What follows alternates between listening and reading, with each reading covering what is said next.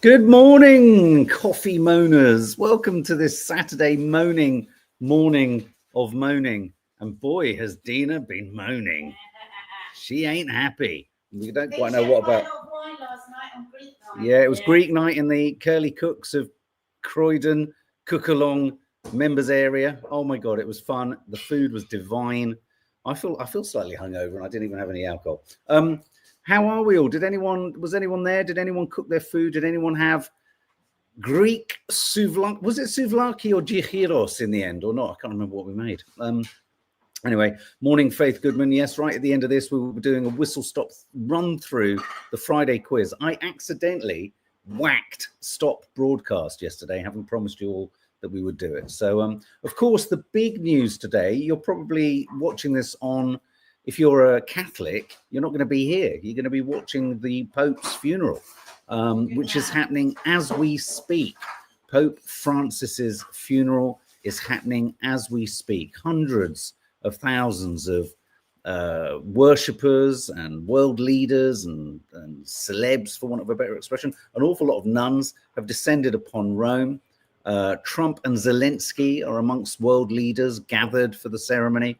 Funeral is set to begin literally now, the proper funeral, local time in St. Peter's Square. Just coming, I mean, one of the topics of sort of discussion around the funeral, it's one of those rare occasions where all the leaders, not all, but vast numbers of leaders are brought together, and it has a sort of enforced diplomatic potentiality to go wrong or to go right. And The Guardian is reporting literally seconds before we came on that Donald Trump had a very productive discussion with Ukraine Zelensky minutes before Pope Francis's funeral started, the White House says. More details about the meeting will follow, but it was a very productive discussion. Now, that could mean anything in Trumpland. It could mean he's told Zelensky to basically give up everything, hand over every part of Ukraine. And for Trump, that would be a productive conversation. Zoe, why am I watching it and crying? Zoe, I'll tell you why I think you're watching it and crying. I'm going to pop up some images that have literally just landed. These are sort of taken in the last 15 minutes from Rome. I think the reason people are tearful is because we feel and realize, even if we didn't realize before his death, that he was a good man, and that we are all desperate. I think we're all hungry for some kind of empathetic spiritual center to something. We've watched such horrors. We're watching such horrors, occur in the world. And when you know that this guy is dedicated his life, look, we're not getting into the politics of whether the Catholic Church has been right or wrong. Everyone wants to kind of knock the edges of things at certain times. This guy, within the the imperfect world of the Catholic Church, was obviously someone for whom spirituality, faith, looking after those who are less able to look after themselves, refugees, he is the antithesis of J.D. Vance, the antithesis of Donald Trump, the antithesis of Benjamin Netanyahu's Israel. And I think huge tens of thousands, millions of people feel that a good un has gone. And that's depressing. It's depressing when you look at the world stage and you just see an ever increasing roster of total idiots coming through. So, of course, all the papers this morning, all of the news feeds are featuring the story. Here's an image of Donald Trump having a private moment in the presence of Pope Francis. Lots of commentators observing the fact that Donald Trump, of everyone there, is the only one not to be wearing a black suit. He's wearing his navy blue suit. I don't know how I feel about that. Royals and refugees to come together in Rome for funeral of Pope Francis. At least 130 foreign delegations, an estimated 200,000 pilgrims in St. Peter's Square on Saturday. A blue tie, no less, Faith Goodman, absolutely. Trump and Melania were allowed a private moment here with the Pope. I mean, that looks like... Jesus, please. There you go. It looks like only they were allowed a private moment. Prince William and Keir Starmer were. Most leaders of the world were. Most dignitaries who've come over were allowed a moment with him. But it's like Nadia said just before the live. What does Pope Francis have to do to avoid these fuckers? He didn't want to see JD Vance. He had to right at the very end. He didn't want to see Donald Trump. But I guess even in himself, he would be able to find the spiritual heart of even Donald Trump.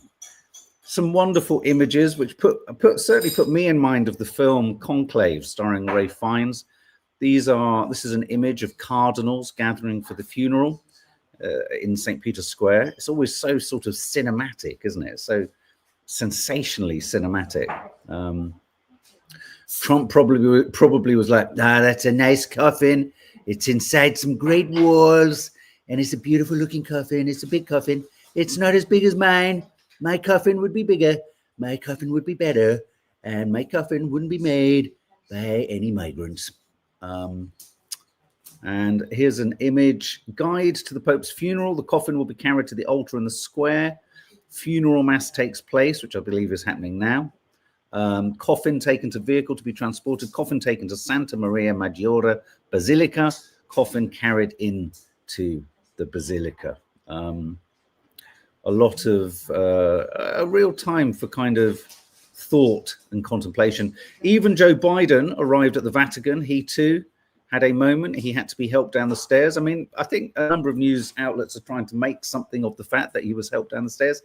He wandered off into the Amazon not that long ago. I think he's been helped down most stairs, through most doors, and around most flagpoles, hasn't he, for the last couple of years? Not his fault, but he shouldn't have been president, that's for sure.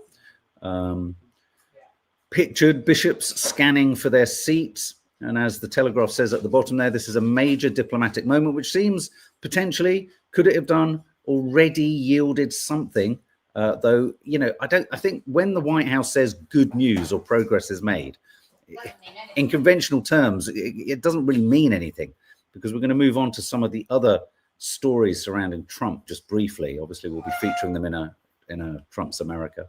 But who will be the next Pope? Who will be the next Pope? This is the suggestion that a Filipino cardinal, Luis Antonio Tagle, 67, is among the candidates, as well as diplomat Pietro Parolin.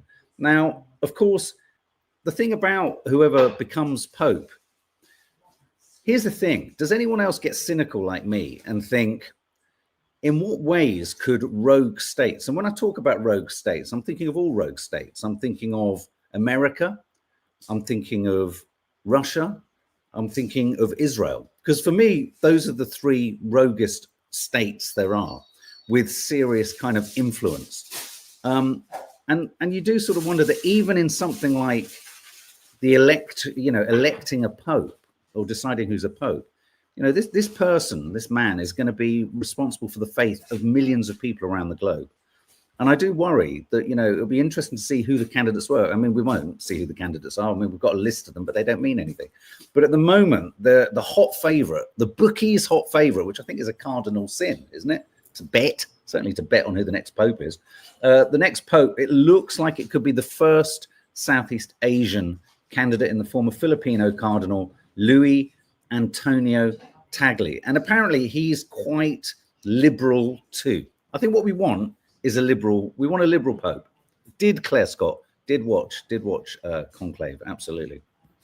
Joe Biden, as I said, arrives at Pope Francis's funeral. There, we've got that image, those images there. We've got some other images here of just people gathering in the build-up to the Pope's funeral.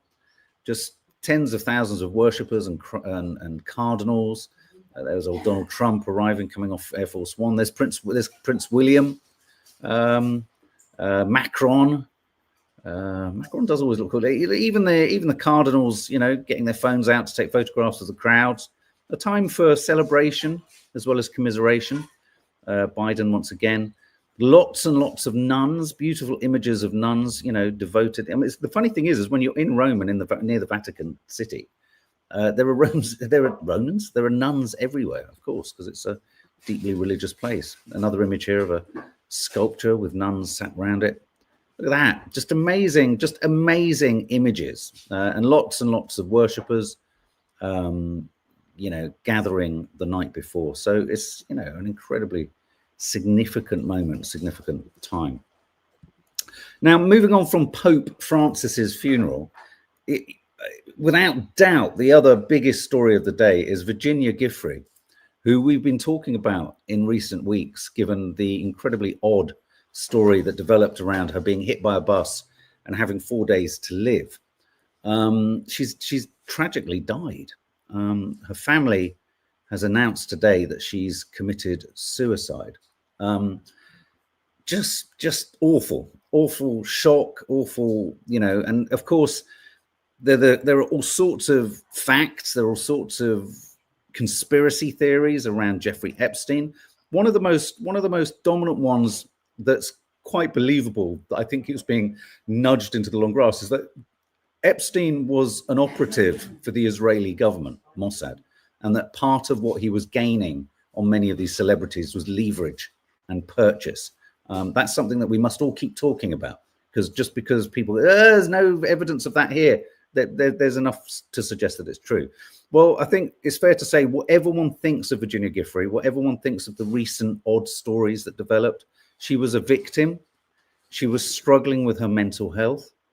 And the fact that the family have announced that she has died, they also say the toll of abuse is so heavy that it became unbearable.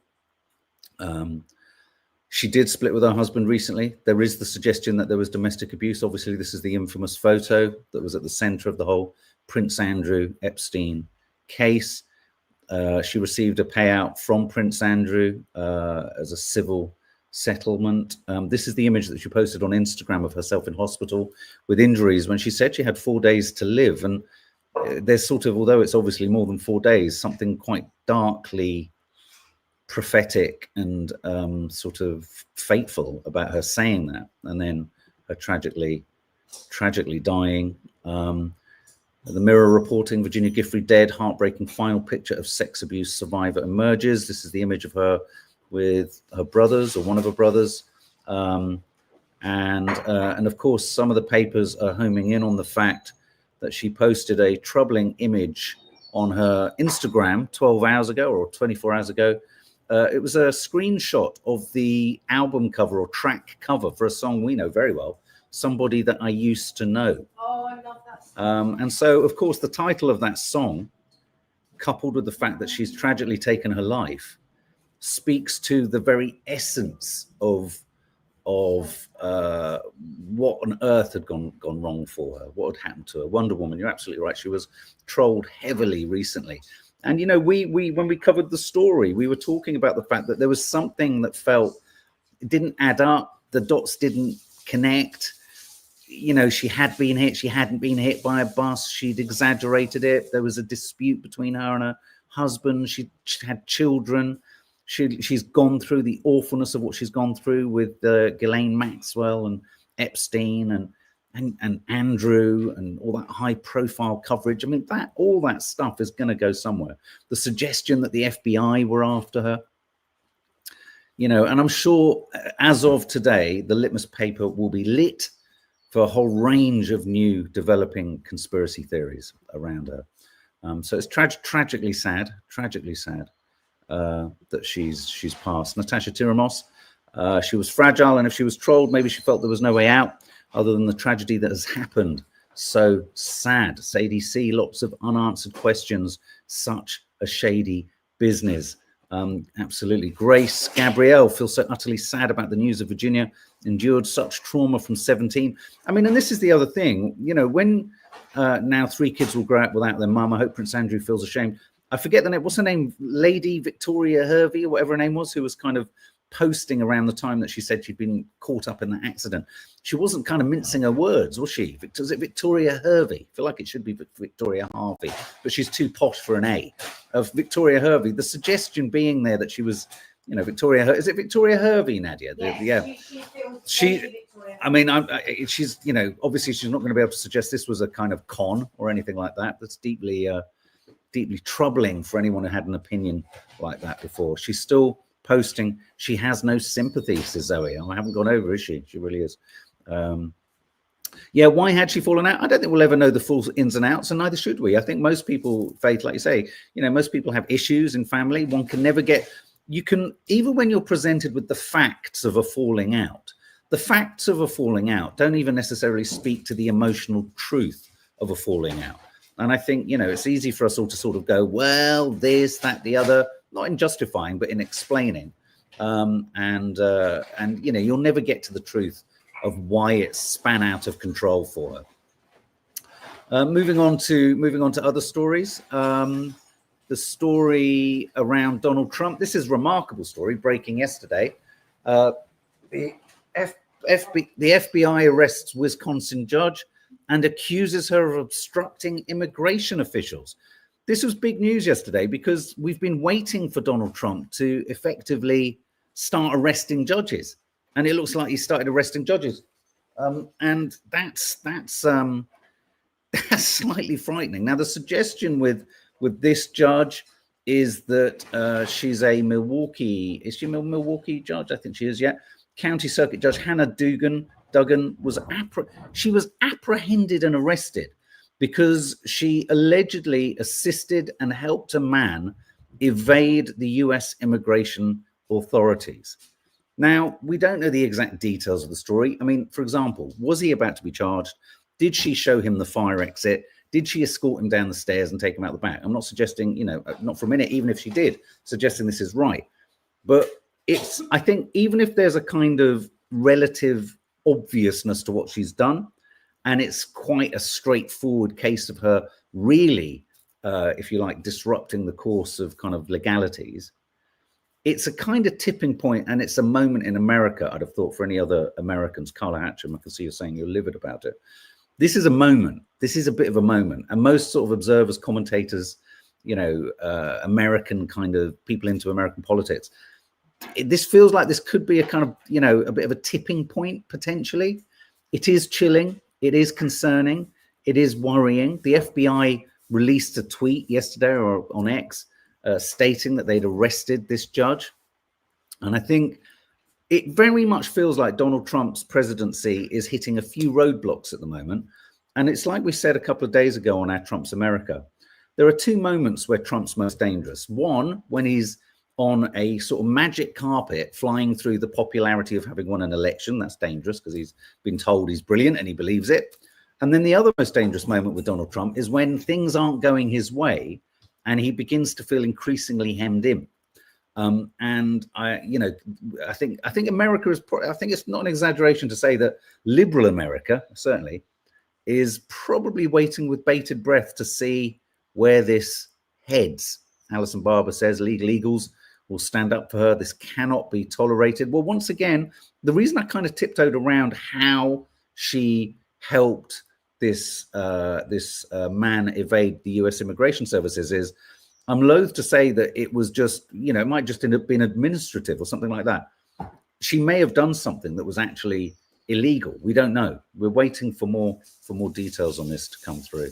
But Carla Hatcham, once again, it's the next step, isn't it? It's the next step of just fear and worry. And just continuing with this idea of he's arresting. So Trump, in a sense, Trump's presidency is arresting judges. We now have fury as Donald Trump deports a 2-year-old girl to Honduras with no meaningful process. Although the toddler was born in New Orleans, Trump decided to kick her out with her mum to a country which is currently tackling corruption and violent crime. So judges and 2-year-old toddlers. It hasn't sent the 2-year-old toddler on their own, but Me Too, Trump will love the legal challenge. He wants his anti-establishment strategy to have airtime. You're absolutely right. It's the age-old adage with Trump. As soon as a so-called kind of spanner is thrown in the works, one thing he's very good at, and his team are very good at, is seizing upon it and turning it into campaigning material. Yeah, it's just astonishing. No due process. Fury as Donald Trump deports 2-year-old girl to Honduras with no meaningful process whatsoever.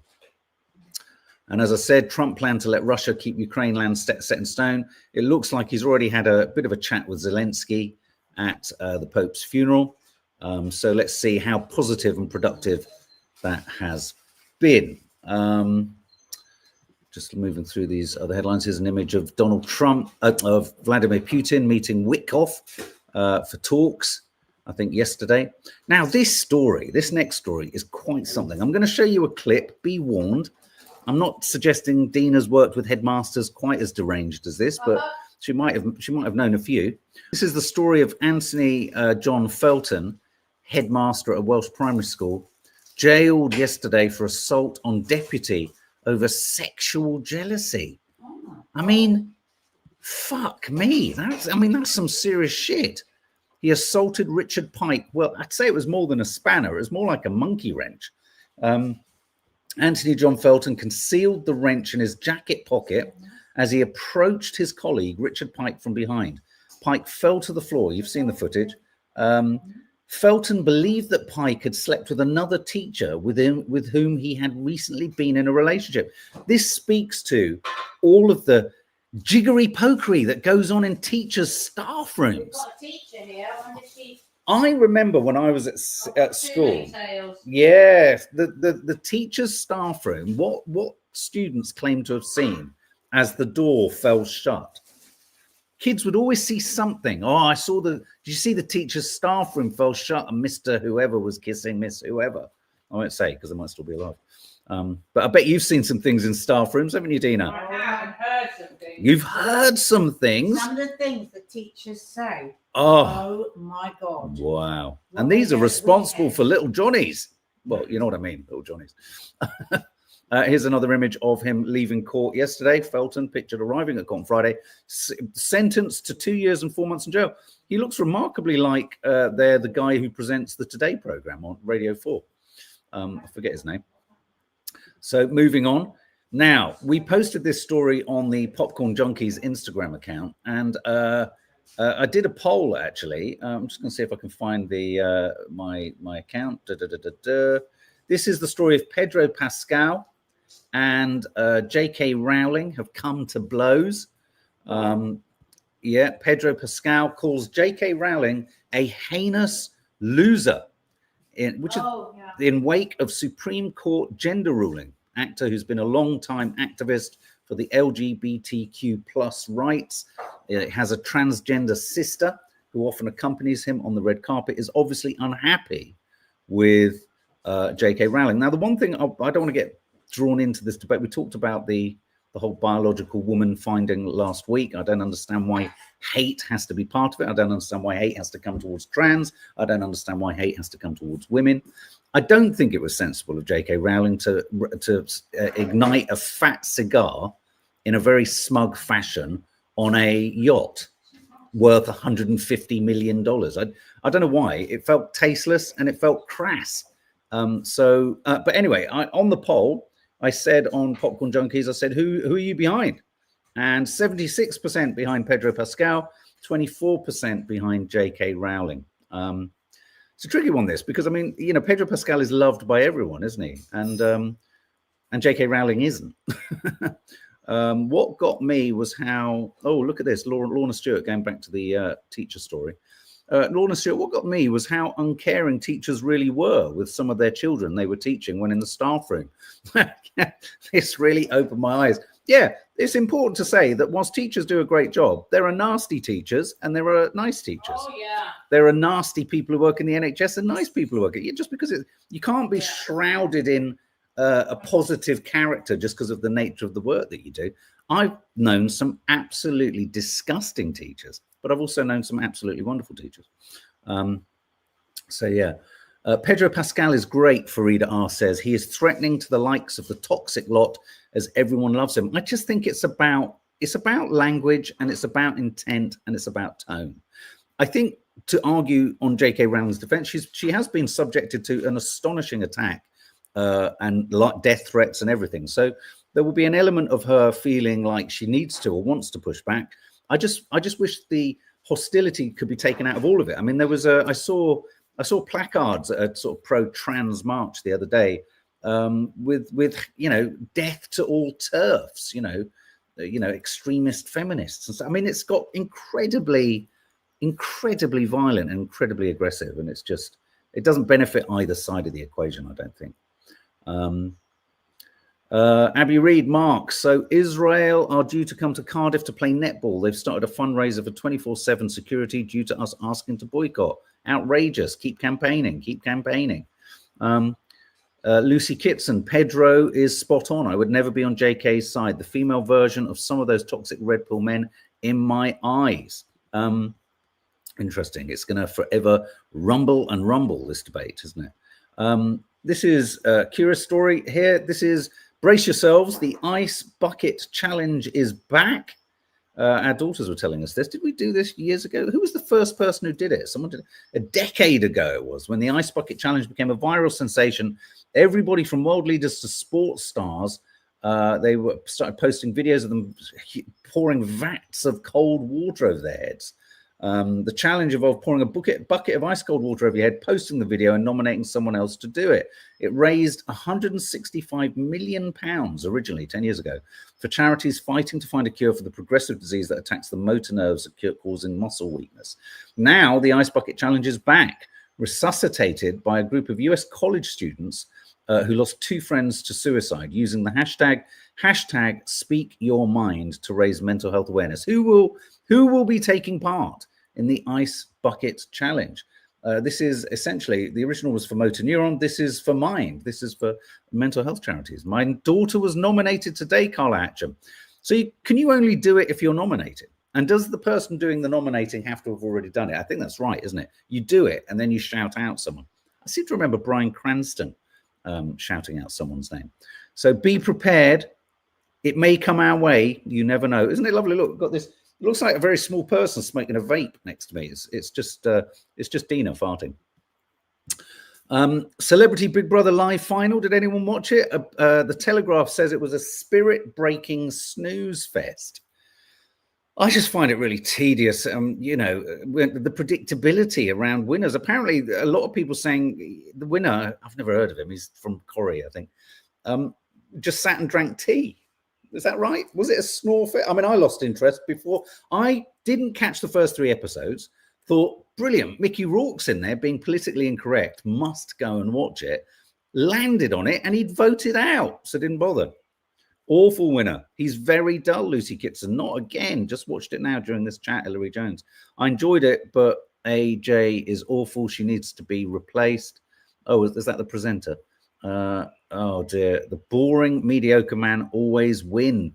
Hamdi, I don't necessarily think they do. Wasn't there a trans woman one? Nadia, I don't think it's always.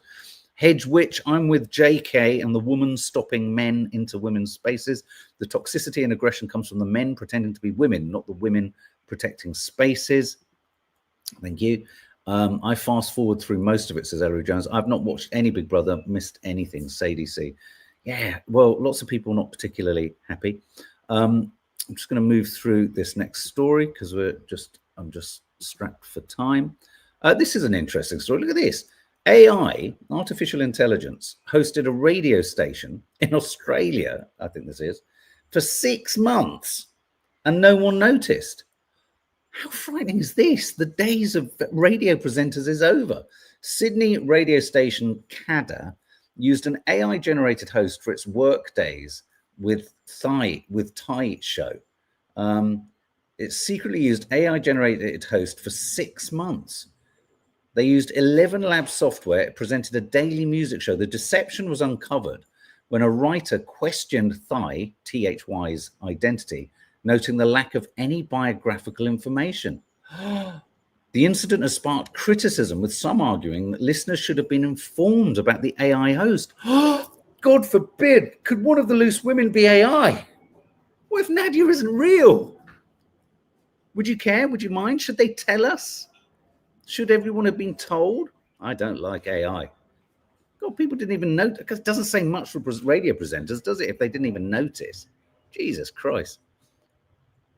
No one noticed because our radio presenters are shit, says Bridget M. Blimey. Christ, Bridget, don't mince your words. Why should they be told, says MeTube. Very simple question that I can't answer. Why should they be told? Meghan Markle, once again, coming under the hammer. Meghan Markle's podcast, Confessions of a Female Founder, proves to be a chart flop and is beaten by another show about sleep. By all accounts, she's struggling to get guests. It's struggling to make its mark. And a podcast all about sleeping is apparently beating it. But of course, the press very keen to see her fail. With Love, or is it With Love, or Meghan's Love, or whatever that show was. I found it almost a guilty pleasure. Sometimes I think, I must go back to Meghan Markle's lifestyle show just to forget everything in life for a minute. So of course, Meghan Markle. Strictly Celebrity Traitors, rules revealed, with BBC not taking any chances. Is anyone excited about Traitors, Celebrity Traitors? I think I am, especially when I look at the celebrity list. I've got some images here. We've got, oh God, I've forgotten her name. What's the name of Charlotte Church? Got Charlotte Church in there. Lover. We've got Alan Carr in there. That's going to be great. We all love a bit of Alan. There's Claudia getting off the plane with a book. We've also got Claire Balding is in there. I love that. Look, smoking a fag. Just get me in there. We've got Tom, what's his name? Tom Daly, the diver. He's going in. Who else? We've got Jonathan Ross. He'll be good. We've also got Celia Imrie is in there. I love that. We've got some class actors as well as presenters. Paloma Faith is in there. We love Paloma too. Politics, the right side of history. And Stephen Fry wandering in. The thing I noted about this photo of Stephen Fry is just how remarkably long his arms are. That's just quite something. I saw this list and I thought, I'm in. I think I'm in. I think I want to watch it. I think it sounds good. So anyone else you're going to be watching? It is a good lineup, isn't it, Lucy Kitson? Absolutely agree. But anyway, the rules are such. Strictly Celebrity Traitors rules revealed, with the BBC not taking any chances, with security watching over all of the stars. Also included in the celebrity list is Kate Garraway are in there too. They're all being kept apart in their hotel that they're holding for filming. I don't know why they have to all keep their distance. A source said told the Sun they're not getting any special treatment. They're only allowed to use a communal phone to contact home, accompanied by a chaperone. I'm curious to know, so if they're shooting it now, when will it start to air? That's the problem. Does it air whilst they're filming? I don't think it does it? There's the garden on fire behind you.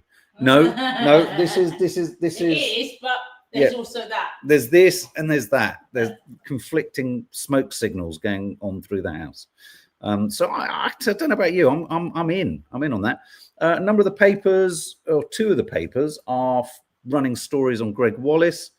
He's obviously done an interview. Gregg Wallace hits back at Vanessa Feltz and Kirsty Allsop, as he said, "I thought you liked me." He's perplexed, he's flummoxed, and he's shocked and surprised that they weren't happy with whatever his innuendo was. It's all hearsay. But he also talks in The Times about complaints by women left me suicidal, says Gregg Wallace. Former MasterChef host says he was unable to sleep and felt isolated after accusations against him were made public. Happy birthday, Fiona Cromack. Happy birthday to, let's do it without Greg on there. Happy birthday to you. Happy birthday to you. Happy birthday, dear Fiona Cromack. Happy birthday to you. Hope you have a lovely day, Fiona. Hope you have a lovely, lovely day. But Gregg Wallace, look at this. Hench cannibal rats eat their young after getting swollen, munching discarded protein bars. There's a lot to unpack in this headline, but basically, rats are becoming cannibals. They're eating their young. Now, apparently, there's a good thing in this, is that if their young have died due to rat poisoning, they eat their young and they die. But they're also eating protein bars, which means they've got muscles. So we've got dumbbell lifting rats. That's quite smoky now, isn't it? Is it all right? Yeah. Is it all good out there? You look like some. You notice when people do fires, any kind of fire, they step back and look at it like, look what I've done. I've controlled I've controlled the elements. I've enslaved them, and I'm about to change the world. That's what men do around fires, isn't it? It's like, yeah, I'm burning everything. Give us it. I'll burn everything. So yeah, anyway, hence rats. Obviously, lots of rat stories because Birmingham is. I just want to share. Croydon will be lying soon as well. Well, guess what? Nostradamus's recent prediction was that Pope Francis would die when he did. He also predicted that the bubonic plague is going to return to the UK next year. Could that be tied up with the bin men of Birmingham? And the big men of Croydon. Yeah. Do you think we should shut the door just for a bit whilst it blows in? It's up to you.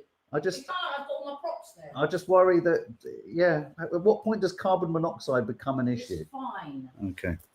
All right. It's you and your asthma, isn't it? Yeah, I will get asthma. That's true, actually. Oh God.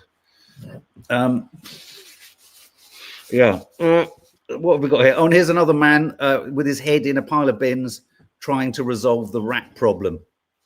And finally, Dina will sign up to this. Scientists believe they can turn down the sun's brightness in a climate change battle. So, Of course, that's what. Listen, what they need to do is sort out the ecocide that's going on. It's nothing to do. There's nothing except the ecocide that is ruining the weather. right. And certainly Bill Gates. Don't get Right. like that. I think your fire as well isn't helping at the moment. Well, I tell you what, this does put you in mind of, regardless of whether you think, and a lot of people do believe that they're controlling the weather.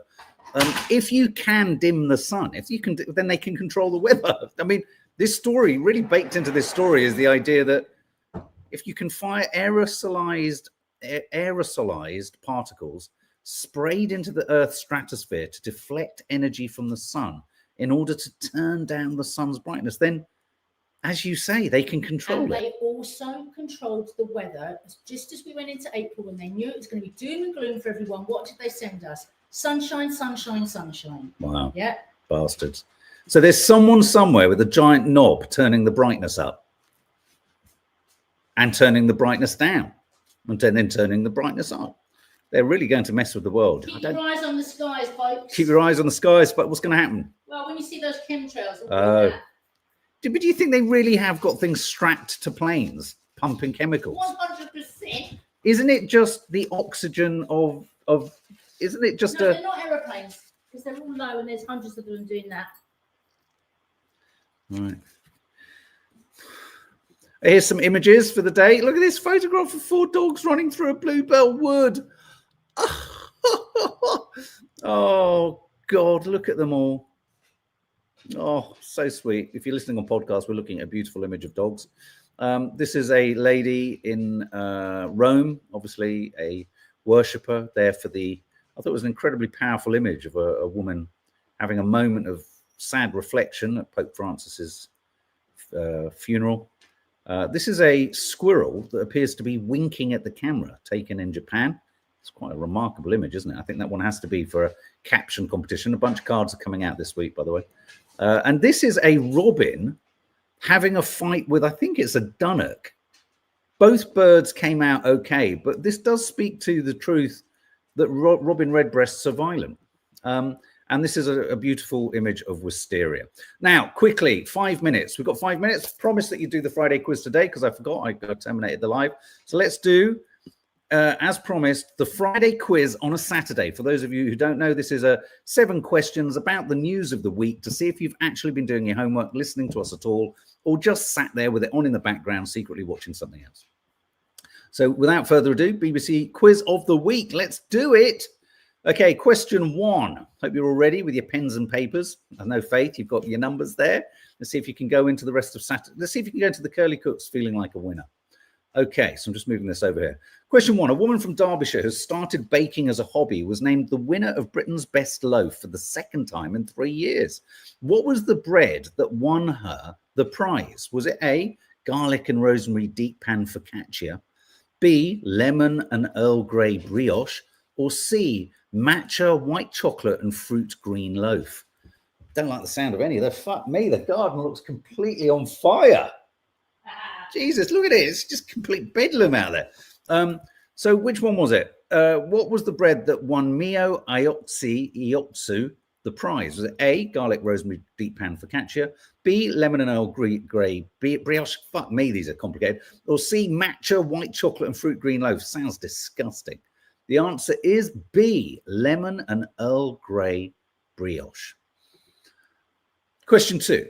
Catholics around the world went into mourning and global leaders paid tribute to Pope Francis, who died aged 88, and his funeral is currently ongoing. In which Vatican church will the late pontiff be buried following his funeral on Saturday? A, Archbasilica of St. John Lateran, B, Santa Maria Maggiore, or C, St. Peter's Basilica? I did say it earlier today, actually, if you were paying attention. In which church will he be buried? A, Archbasilica of St. John Lateran, B, Santa Maria Maggiore, or C, St. Peter's Basilica? Faith Goodman goes for B, and Faith Goodman is absolutely right. B. Question 3. A team of scientists claim to have discovered a new color. I was telling Dina about this yesterday, that no human has ever seen before. So how did they discover it? Blue-green in appearance. What name have researchers given to this new color? If you were listening to Coffee Moaning last Saturday, you'll know. Is it A, bleen, B, grease, or C, olo? What's the name to this new color that no one can see, but it's not entirely dissimilar to the sort of color on the Coffee Moaning logo on the top left there, top right? Is it A, bleen, B, grease, or C, olo?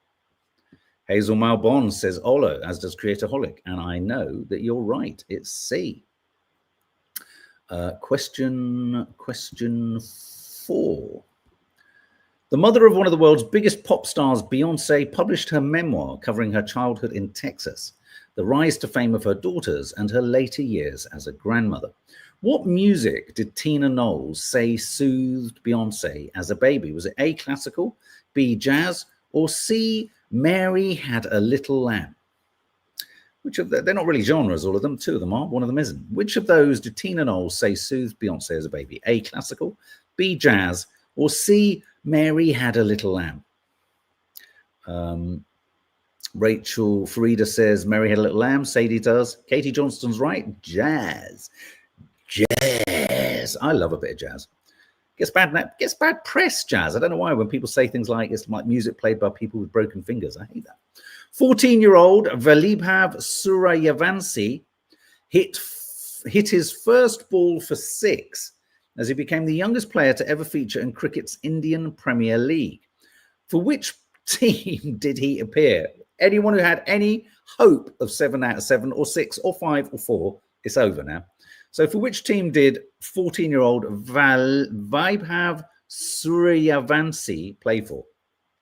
A, Chennai Super Kings, B, Rajasthan Royals, or C, the Royal Challengers Bengaluru? For which Indian cricket team did he play, or does he play? Chennai Super Kings, A, Rajasthan Royals, B, or Royal Challengers Bengaluru? Rachel Rongai says A. No. I'll tell you when someone gets it right. And then we'll move on. Fifi, Fiona, kiss, kiss, kiss. B, you're right. It's the Rajasthan Royals. Question 6. 21 humanoid robots designed by Chinese manufacturers ran alongside thousands of people at a half marathon in Beijing. I am suddenly very scared, actually. Although the androids could not keep up with the human runners, what was the winner of the robot race called? A, Ben Ben, B, Huan Huan, or C, Tiangong Ultra? Oh my God. So humanoid robots can now run marathons. Oh my God, they couldn't keep up with humans though. So that means in the Armageddon apocalyptic vision of Terminator, when it happens, at the moment, we can just about outrun the humanoid AI. Just about. The name of it was C, Tiangong Ultra. And final question, number 7. A woman who was expelled from the Magic Circle has been invited to rejoin 34 years after being stripped of her membership. She said, now you see me, now you don't. I'm joking. Why had Sophie Lloyd been kicked out of the Magic Circle? A, she had pretended to be a man in order to join. B, she refused to share how a trick was done with the inner circle. Or C, she revealed the secrets behind several illusions. For what reason was she originally kicked out? And when you look at the image of her when she was originally in the Magic Circle, she looks just like What's that strange little Lord Fauntleroy guy? Oh, what's that horrible posh twerp that was part of the Tory party? I've forgotten his name. Rees-Mogg. Looks just like Rees-Mogg. The answer is A. She pretended to be a man in order to join. Did anyone get 7 out of 7? Let us know. It's the end of the live. Well done, guys. That worked really well. Worked much more seamlessly than last week. Nice headlines, more up-to-the-minute news. You're not dealing with newspapers that feel old and fusty and kind of out of date already. It was up to the minute with some nice images and everything. Look, 4 out of 7. Tez, well done. Faith, 4 out of 7. That's brilliant. Jordan Stevenson got 7 out of 7. You got the cricketing one right too. SPF got 0. Good on you. It's always good to go into a Saturday afternoon a loser. That's always a good feeling. Carla Hatcham, 7 out of 7. Well done, you. I'm on -2, Dawny. Stuart G, 1. Deborah Muck, 4. Well done, everyone. Guys, we'll literally see you in 14 minutes. Hopefully, Dina will have got a control of her fire. If not, you're going to see a lot of smoke. So we'll see you in about 14 minutes.